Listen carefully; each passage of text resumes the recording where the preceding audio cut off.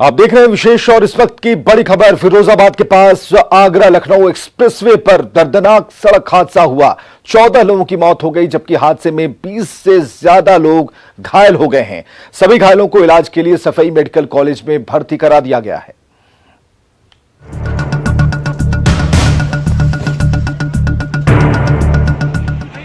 दिल्ली से भरकर double decker bus Bihar के मोतिहारी के लिए निकली थी। बस पूरी तरह से खचाखच भरी हुई थी। ऊपर से लेकर नीचे तक सवारियां सवार थी। रात के आगोश में बस अपनी मंजिल की ओर तेजी से बढ़ रही थी, लेकिन फिरोजाबाद के पास लखनऊ एक्सप्रेसवे पर बस ने पीछे से ट्रक को टक्कर मार दी। ये दिल्ली से आ रही थी और बिहार जा रही थी। लगभग कितनी सवारियां थी इसमें? इसमें कम से कम 120 के आसपास था। ये हादसा कैसे हुआ? ये तो हम लोग पता नहीं, हम लोग तो केबिन में थे। अब पता नहीं, एक बैग जब लग के आई ना तो हम लोग को कहे कि अरे क्या हो गया। तब हम लोग देखे तो ये पूरी ठुकी हुई थी। ये जो 18 चक्का का टेलारी है उसकी। हादसा इतना जोरदार था कि बस के परखच्चे उड़ गए। इस टक्कर की गूंज लोगों ने सुनी तो हर कोई सन्न रह गया। हर कोई बाहर की तरफ दौड़ा और बस में सवार जिन लोगों की जान बची उन लोगों के बीच चीख पुकार और अफरा तफरी मच गई। आनन फानन में बस से लोग बाहर निकले तो हादसे की तस्वीरें देखकर सहम गए। कैसे हादसा हुआ कुछ पता है आपको? जी नहीं, मेरा तो नींद लग गई कि बच्चे खिला रहे तो देखे नहीं कैसे हादसा हुआ इससे। क्या अचानक से महसूस हुआ वहाँ? जी अचानक से महसूस हुआ कि मैं कहीं गिर गई। तो बच्चे को पकड़ने लगे, देखे बच्चे, मेरा हाथ फ्रैक्चर पूरा हो गया। अच्छा। बच्चे का तो मेरा कुछ नहीं हुआ, बच्चे मेरे सेफ है। अच्छा, कितने आपके परिवार के में कौन कौन था वहाँ पर? मेरे भैया थे, भाभी थे, मेरी मम्मी थे, भैया भाभी के बच्चे 2 हैं, मेरे बच्चे थे। अच्छा, बिहार में किस जगह जाना था? बिहार में शिवहर जाना था, मम्मी के गाँव। बस में कितने लोग सवार थे इस बात की अभी तक जानकारी नहीं मिल पाई, लेकिन हर कोई बस में भीड़ को देखकर अलग अलग नंबर बता रहे हैं। बस में सवार एक यात्री ने हादसे के बाद जो देखा उसके मुताबिक लगभग 20 से ज्यादा लोगों की दर्दनाक मौत हो गई, जबकि घायलों का कोई हिसाब नहीं है। लखनऊ एक्सप्रेसवे पर बड़ा बस हादसा होने के बाद मौके पर तमाम आला अधिकारी पहुंच गए। आनन फानन में बस को क्रेन के जरिए खींचकर ट्रक से अलग की गई और फिर घायलों को निकालकर सफई मेडिकल कॉलेज में भर्ती कराया गया। Bureau report, news 18 network. इधर फिरोजाबाद में सड़क हादसे की खबर मिलने के बाद आनन फानन में मौके पर अधिकारी पहुंचे और घायलों को एम्बुलेंस से अस्पताल पहुंचाया गया। फिरोजाबाद में बड़ा बस हादसा होने से आला अधिकारियों के बीच भी हड़कंप मच गया। आनन फानन में मौके पर पहुंचकर घायलों को बस से निकालकर अस्पताल में भर्ती कराया, जहां घायलों का इलाज चल रहा है। लेकिन हादसे की तस्वीरों को देखकर एसएसपी सचिंद्र पटेल ने बताया कि हादसा ड्राइवर की लापरवाही की वजह से हुआ। करीब 10 बजे की ये घटना है। इसमें एक ट्राला है जो रोड पे संभवतः शायद पंचर हो गया था ट्राला, और बस वाला उसको देख नहीं पाया और ड्राइवर की साइड से वो बस जा करके उस पूरे ट्राला के अंदर घुस गई। तो काफ़ी बड़ी संख्या में जो पैसेंजर सवार थे, करीब इस बस में 40 से 45 पैसेंजर सवार थे और उसमें से कई लोग गंभीर रूप से घायल हो गए, कई कैजुअल्टीज इसमें हुई है। सभी लोगों को जो नियरेस्ट यहाँ पे है सफई मिनी पीजीआई में भेजा गया है। वहाँ पे उनके इलाज की व्यवस्था यहाँ से जानकारी मुझे है भी। इसके अलावा हम लोगों ने व्यवस्था ट्रॉमा सेंटर में भी करा रखी है। दरअसल एक ट्रक का टायर पंचर होने के कारण एक्सप्रेस वे पर स्टेपनी चेंज कर रहा था। तभी ड्राइवर यात्रियों से भरी बस लेकर खड़े ट्रक में घुस गया। इस हादसे के बाद आनन फानन में अस्पताल में घायलों को भर्ती कराया, लेकिन अस्पताल पहुंचने से पहले कई यात्रियों ने दम तोड़ दिया था। 2 जगह कोई एक्सीडेंट हुआ, तो एक में 3 कैजुअल्टी आई हैं, एक्सपायर्ड पेशेंट आए, एक में 13 पेशेंट एक्सपायर्ड आए। बाकी जो पहले वाले में है करीब 7-8 पेशेंट उसमें इंजर्ड थे और दूसरे से भी करीब 31 पेशेंट उससे आए हैं। 31 जो इंजर्ड आए उसमें गंभीर घायल कितने हैं? गंभीर करीब 7-8 पेशेंट हैं जो गंभीर हैं काफ़ी, उनसे 2 तो आईसीयू में ही हैं। बस की रफ्तार को देखकर कुछ सवारियों ने ऐतराज जताया था। बस ड्राइवर के नशे में होने की बात परिजनों को बताई थी और उसके बाद बस हादसे का शिकार हो गई। हम लोग दिल्ली से आ रहे थे, बिहार की गाड़ी जा रही थी। हम लोग बैठे हुए थे केबिन में, एक बैग झटका लगा, बस गाड़ी वो एक्सीडेंट हुई है। अंदर से केबिन बंद रहती है ना, इस करके बाहर पता नहीं लगने देता किसी को। सवारी तो पूरी फुल थी। कितनी लगभग संख्या? 25 आदमी की मौत हो गई है लगभग, और उसके बाद घायल होंगे से अलग। वैसे हादसा कैसे हुआ और क्यों हुआ, इस पर जांच होगी, लेकिन इस बस का ड्राइवर भी हादसे का शिकार हो गया, जबकि जिस ट्रक से बस टकराई उस ट्रक ड्राइवर की भी मौत हो गई। Bureau report, news 18 network.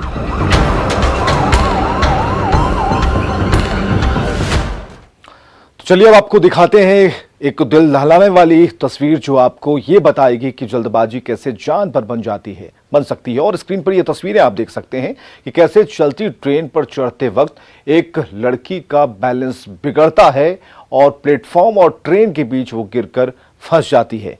गनीमत ये रही कि मौके पर मौजूद सिपाही और आसपास के जो लोग थे उन्होंने तत्परता दिखाई और उस युवती को सुरक्षित बाहर निकाला। ये बताएं कि दिल दहलाने वाली ये तस्वीर जयपुर जंक्शन की है।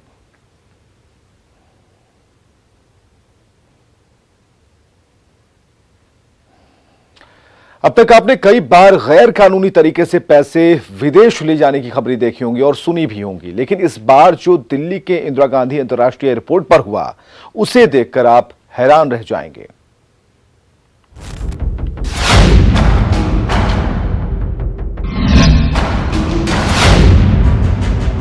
दिल्ली स्थित अंतर्राष्ट्रीय एयरपोर्ट से एक ऐसे शख्स को गिरफ्तार किया गया है जो मूंगफली लेकर विदेश जाने की कोशिश कर रहा था, लेकिन उस मूंगफली के अंदर था विदेशी करेंसी।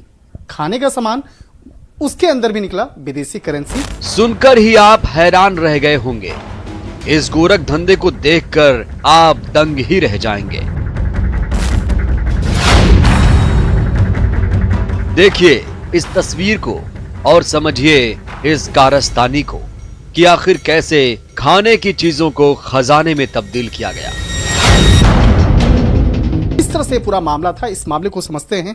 सीआईएसएफ के डीआईजी इंटेलिजेंस हमारे साथ में हैं, अनिल कुमार पांडे साहब हमारे साथ हैं। किस तरह से एक नई और एक बड़े इन्वेस्टिगेशन का खुलासा सीआईएसएफ ने किया है, इसको बताइए। निश्चित ही बहुत ही यूनिक और सीआईएसएफ का बहुत अच्छा काम मैं कहूँगा। कल शाम को लगभग 6:30 बजे हमारे surveillance team led by inspector Deepak Trivedi वो एरिया में थे टर्मिनल 3 के, और उन्होंने एक व्यक्ति को बड़ी उसकी संदिग्ध और नर्वस अवस्था में उसको घूमते हुए देखा। उसको उन्होंने वॉच में रखा और बाद में जब उससे बातचीत की गई तो वो कुछ अपना कहाँ जाना है इसको पहले छिपाने की कोशिश किया, फिर बताया कि दुबई जाना है।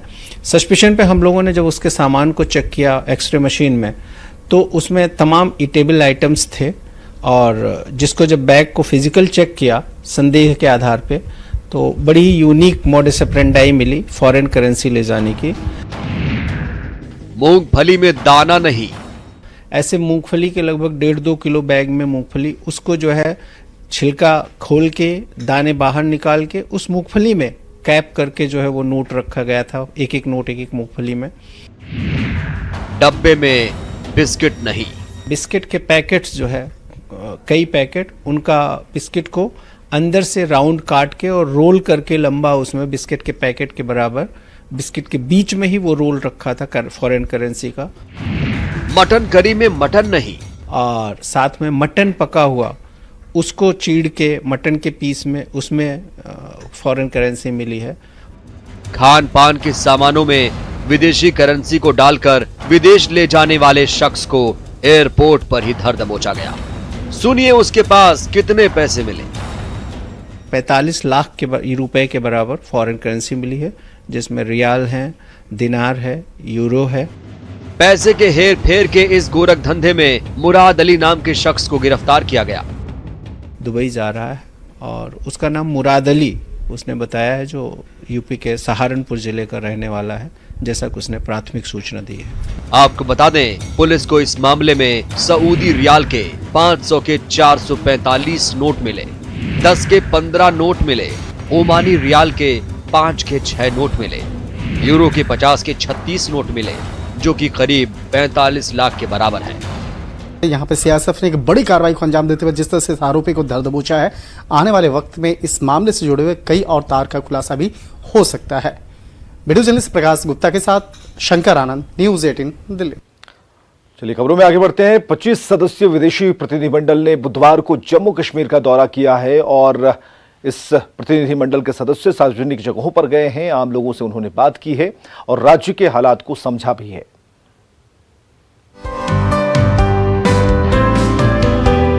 जम्मू कश्मीर के दौरे पर पहुंचे 25 सदस्यीय विदेशी प्रतिनिधिमंडल ने बुधवार को डल झील में बोटिंग का आनंद तो लिया ही, साथ ही आम लोगों से मिलकर राज्य के हालात को भी समझा। विदेशी प्रतिनिधिमंडल के सदस्यों ने राज्य के हालात को लेकर आम लोगों से कई सवाल किए, जिसका लोगों ने खुले दिल से जवाब दिया। जो यहाँ की लीडरान था, चाहे हुर्रियत है, चाहे एनसी है, चाहे कांग्रेस है, वही इस कश्मीर का जिम्मेवार है जिसने इसको जहन्नम बनाया है। आज पहला लीडर हमने देखा नरेंद्र मोदी साहब हिंदुस्तान में, जिसने दफा 370 कश्मीर का तोड़ा, तब से आज तक कोई कश्मीरी नहीं मरा। हमारा ये कहना था कि दैट जो आर्टिकल 370 था, तो ये हम ये कह सकते that it was only for some politicians जिन्होंने इन आर्टिकल्स को हमेशा अपने सेल्फ इंटरेस्ट के लिए इस्तेमाल किया था। यहाँ विदेशी प्रतिनिधिमंडल के सामने लोगों ने पाकिस्तान के दुष्प्रचार की भी पोल खोली। वादी कश्मीर के बारे में जो प्रोपेगेंडा किया जाता है इंटरनेशनल लेवल पे, उसके बारे में हमने इनको बताया कि ऐसा कुछ भी नहीं है। देखिए, हमने इनको ये भी कहा कि जहाँ तक ये कहीं भी वादी कश्मीर में यानी जो स्टेट हमारी है, यूटी है, कहीं भी जा सकते हैं, चाहे साउथ हो, नॉर्थ हो या सिटी हो। लोग जो है वो अभी सड़कों पर है, दुकानें खुली हुई है, ट्रांसपोर्ट सड़कों पर है, अभी सारा यहाँ पे नॉर्मल हो चुका है।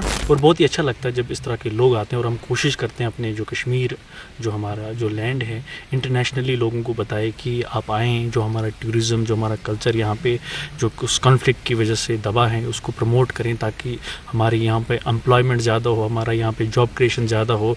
पूरी दुनिया में हम दिखाएं कि हम जिस कल्चर और जिस तहज़ीब से आते हैं, ये एक बहुत ही उम्दा और बहुत ही एकोमोडेटिव तहज़ीब और उस सकाफत से हम ताल्लुक़ रखते हैं। इस दौरान लोगों से नेताओं की नजरबंदी को लेकर भी सवाल किए गए, जिस पर लोगों ने विदेशी प्रतिनिधिमंडल के सदस्यों से कहा कि ये कहीं से गलत नहीं है। हाँ, पॉलिटिकल जो डिटेंशंस है उसके बारे में बात हुई और हमने उनसे यही कहा कि अगर पॉलिटिकल डिटेंशंस गलत है तो उनके जो, अगर हमारे एक्स-सीएम बंद है तो उनके लोग सड़कों पे प्रोटेस्ट क्यों नहीं कर रहे हैं। यही उसका मतलब यही है कि लोग खुश है डिटेंशन से, क्योंकि उन्होंने हमेशा कश्मीर को ग्रैब किया, उन्होंने यहाँ की इकोनॉमी हमारी तबाह कर दी है, फैमिली पॉलिटिक्स चल रही थी। जबकि सुरक्षा बलों की मौजूदगी को लेकर किए गए सवाल पर लोगों ने बताया कि पाकिस्तान के नापाक मंसूबों को नाकाम करना बिना सुरक्षा बल के संभव नहीं है। मैंने कहा आपको भी पता है कि मतलब हमारे सो कॉल्ड नेबर्स यहाँ पे कौन सा प्रोपेगेंडा कर रहे हैं, तो उसकी वजह से यहाँ पे बहुत सारे बेगुनाह लोगों की जान भी चलेगी और वो प्रोपेगेंडा जो चाहे सोशल मीडिया पे करें या प्रेजेंस में उनकी या फिजिकली वो कर ले, तो वो उस चीज़ में वो बहुत ही आगे बढ़ चुके हैं और उन लोगों की वजह से यहाँ पे मतलब बहुत सारे लोगों की जानें चली गई। इसलिए अभी यहाँ पे सिक्योरिटी फोर्स की बहुत प्रेजेंस है। लोगों ने विदेशी प्रतिनिधिमंडल के सदस्यों से उम्मीद जताई कि अब कश्मीर अमन की राह पर लौटेगा और राज्य में विकास जरूर होगा। अब ये बैरियर हट गए, अब हम देखेंगे। And I strongly believe in the ideology of India, idea of India, I strongly believe in that. और मुझे होप है कि ये जो नॉर्मल सी अभी लौट रही है और जो डेवलपमेंट होगी इंशाल्लाह, and this will be a good factor for all the youth of Kashmir, actually for all the Kashmiri people. बता दें कि जम्मू कश्मीर से धारा 370 हटाए जाने के बाद आधिकारिक तौर पर विदेशी प्रतिनिधिमंडल का ये दूसरा दौरा है, जिसमें Canada, Austria, Uzbekistan, Uganda, Slovak Republic, Netherlands, Namibia, Kyrgyz Republic, Bulgaria, Germany, Tajikistan, France, Mexico, Denmark, Italy, Afghanistan, New Zealand, Poland और रवांडा के प्रतिनिधि शामिल हैं। विदेशी प्रतिनिधिमंडल के सदस्यों ने बुधवार को आम लोगों से मुलाकात कर राज्य के हालात को समझा और अब वो गुरुवार को जम्मू का दौरा करेंगे। Bureau report, news 18 network. और आगे दिखाएंगे जन्नत की चिड़िया।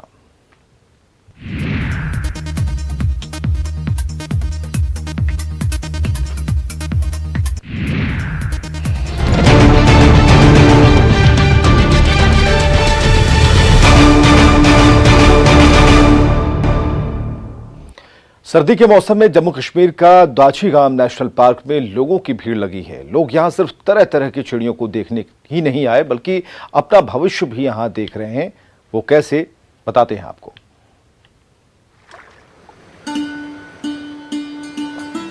तस्वीरों को देखकर एक नजर कोई भी यही कहेगा कि ये सैलानी हैं जो चिड़ियों को देखने आए हैं, सर्दी के मौसम में छुट्टियों का मजा उठा रहे हैं। लेकिन बात ऐसी नहीं है।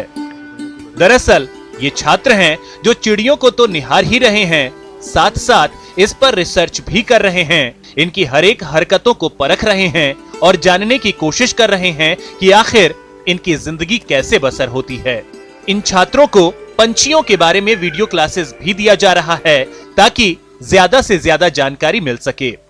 ये एक्चुअली MOEF-CC का प्रोग्राम है, जिसका जो होस्टिंग एजेंसी है वो वुकमा है, Wular conservation and management authority. इसमें हमारे 3 मॉड्यूल्स रहेंगे। एक तो इनका क्लासरूम लेक्चर, ताकि थोड़ा बहुत नो हाउ जो बिल्कुल बेसिक है, बेसिक सिखाते हैं। फिर इनका फील्ड एक्टिविटी, ताकि जो क्लासरूम में इन्होंने सीखा वो जब ये लोग ऑन फील्ड देखते हैं तो इनको हमेशा ये याद रहता है।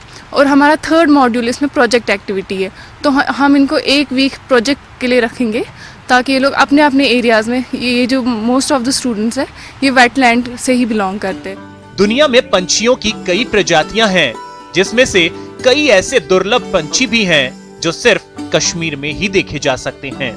141 वर्ग किलोमीटर में फैले दाचीगाम नेशनल पार्क में इन छात्रों को इसका फायदा मिल रहा है।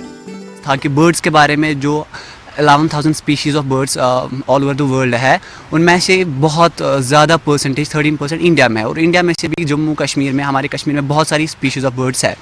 तो out of 106 families there are around 41 families of birds found in only Kashmir valley. अगर हम चाहें कोई प्लेस इको टूरिज्म बनाने के लिए, जो हम इको टूरिज्म प्लेस बनाएंगे, तो उसका मेन पार्ट है बर्ड वॉचिंग का, क्योंकि कल को हम अगर बर्ड वॉचिंग गार्ड्स बने तो I think we earn something from it. दरअसल देखा जाए तो बर्ड्स टूरिज्म एक नया कॉन्सेप्ट है। लोग देश विदेश से चिड़ियों को देखने आते हैं, उसे अपने कैमरे में कैद करते हैं, और तो और इन तस्वीरों की बाजार में मांग भी बहुत रहती है। यानी बर्ड्स टूरिज्म के जरिए करियर के नए विकल्प खुल सकते हैं। इन छात्रों की भी यही ख्वाहिश है कि वे गाइड बनकर अपना भविष्य बनाएं। Bureau report, news 18 network. और रुक करते हैं मारवाड़ का, जहां आप देखिए एप्पल कहलाने वाले देसी सेब काजरी क्यों गुलजार है। ये तस्वीरें देखकर किसी के भी मुंह में पानी आ जाए। जिस तरफ नजर दौड़ाइए बेर ही बेर, मन करे बस बेर खाने को मिल जाए। जी हाँ, ये जयपुर के बेर हैं। कोई इन्हें जोगिया कहता है तो कोई देसी सेब। काजरी टेक्नोलॉजी पार्क में तैयार ये देसी सेब आपके मुंह का स्वाद बढ़ाने के लिए एकदम तैयार है। इस साल एक पौधा कम से कम 2 या 3 क्विंटल उपज दे रहा है। काजरी में हमेशा हर साल कम से कम 10 या कम से कम 20 या 25 लाख का यहाँ पे अच्छा क्वालिटी का बेर का उत्पादन होता है। बेहतरीन बारिश और कड़ाके की ठंड से बेर की बम्पर पैदावार हुई। वैज्ञानिकों की माने तो पिछले साल के मुकाबले इस बार 50% ज्यादा उत्पादन हुआ है। काजरी में इस वक्त 46 किस्म के बेर मौजूद हैं, जिनमें थाईलैंड के बेर आकर्षण का केंद्र हैं। एक्स्ट्रा बेनिफिट यह है कि जो row to row, plant to plant distance है, ट्रेनिंग सिस्टम के वजह से वो मेंटेन हो गया, उसका आकार वहीं पे सीमित हो गया, उस उपज उतनी ही मिल रही है अच्छी तरीके से। और बीच में का जो स्पेस है हम इंटर क्रॉप ले सकते हैं, और इंटर क्रॉप में हम हाई डेंसिटी प्लांटिंग, मतलब अगेन एक्स्ट्रा रो बेर की या कोई दूसरी फ्रूट क्रॉप की जो शुष्क क्षेत्र में ले जाता है, या कोई फसल हो अपनी खरीफ या रबी सीजन की वो लगा सकते, ताकि किसान की आय में इसका फायदा हो। तो सोचना कैसा, बाजार जाइए और काजरी में पैदा हुए शानदार देसी सेब घर ले आइए। न्यूज़ 18 के लिए जोधपुर से ललित सिंह की रिपोर्ट। और दुमका में 8 दिनों तक चलने वाला जनजातीय हिजला मेला अपने पूरे शबाब पर है। संथाली रंगों से सराबोर इस मेले में झारखंड, बिहार और पश्चिम बंगाल से आए कलाकार डांस प्रतियोगिता का न सिर्फ हिस्सा बने बल्कि उसे जी भी रहे हैं।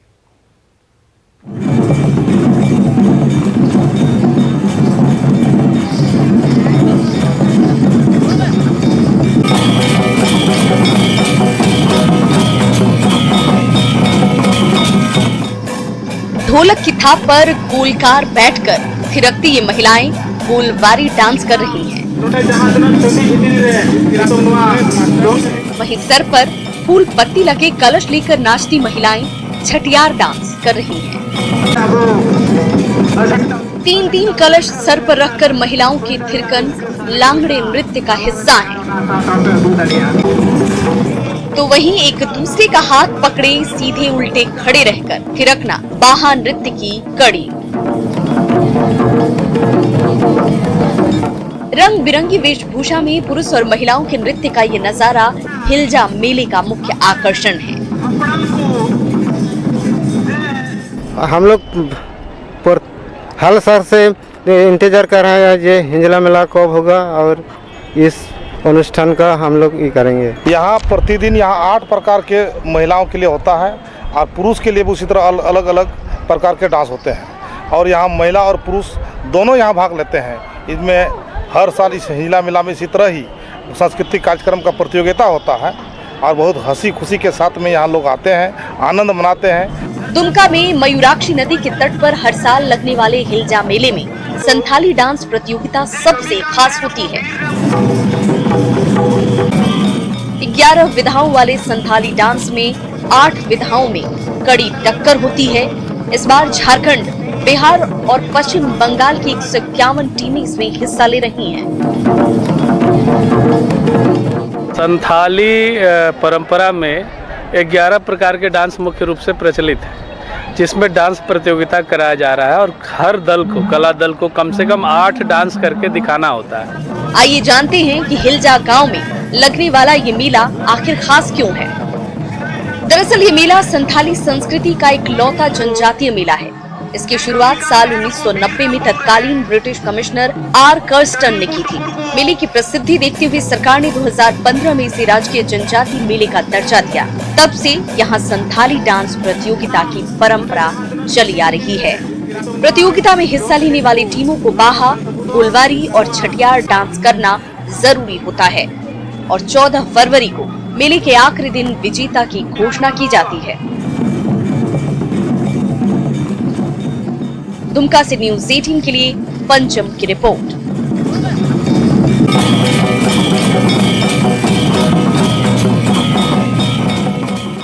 खबरें लगातार जारी हैं, आप बने रहिए न्यूज़ 18 के साथ।